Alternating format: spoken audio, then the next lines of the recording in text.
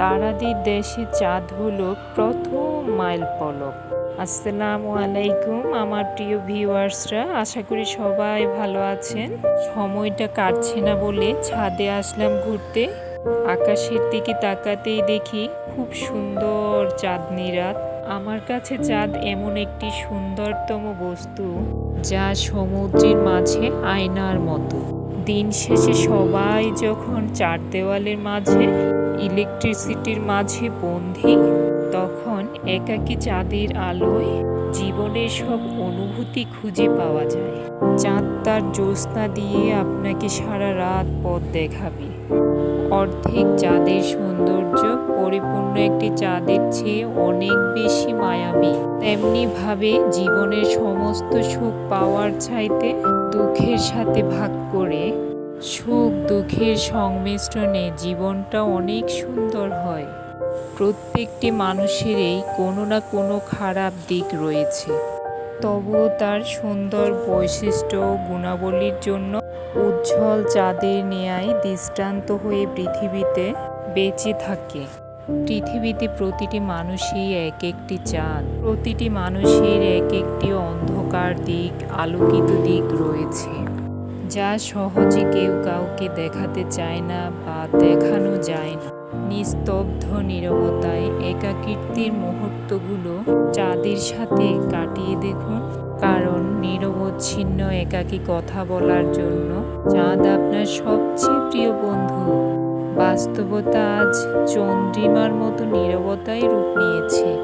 ক্লান্ত না হয়ে রবের ডাকেই সাড়া দিন, দেখবে সে তোমাকে চাঁদের স্নিগ্ধতায় আনন্দিত করবে।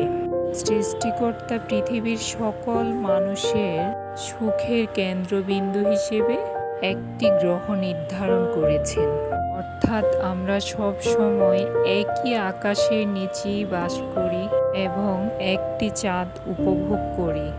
মহান রবের নির্দেশনাগুলির মধ্যে অন্যতম কিছু নির্দেশনা হলো রাত, দিন, সূর্য ও চন্দ্র। সূর্য বা চন্দ্রকে সেজদা করো না, বরং আল্লাহকে সেজদা করো, যিনি এগুলো সৃষ্টি করেছেন।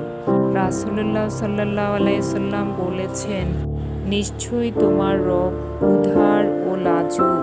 বান্দা যদি আল্লাহর কাছে দুহাত তুলে দেয়, তবে তিনি খালি হাতে ফিরিয়ে দিতে লজ্জা পান।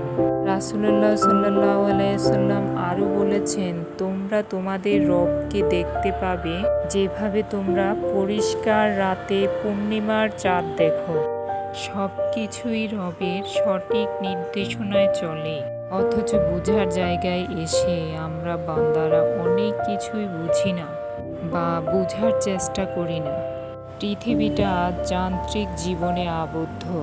আজকাল আর পূর্ণিমার চাঁদও দেখার সময় হয় না, কখন যে অমাবস্যা যায় সেটাও জানা যায় না। আসলেই খুব মিস করি জ্যোৎস্না ভরা এই চাঁদনি রাতগুলো। আজ এখানেই শেষ করলাম। আশা করছি ভিডিওটি ভালো লাগবে। ভালো লাগলে আমার চ্যানেলটি সাবস্ক্রাইব করার অনুরোধ রইল। আর যারা সাবস্ক্রাইব করেছেন তাদেরকে অসংখ্য ধন্যবাদ।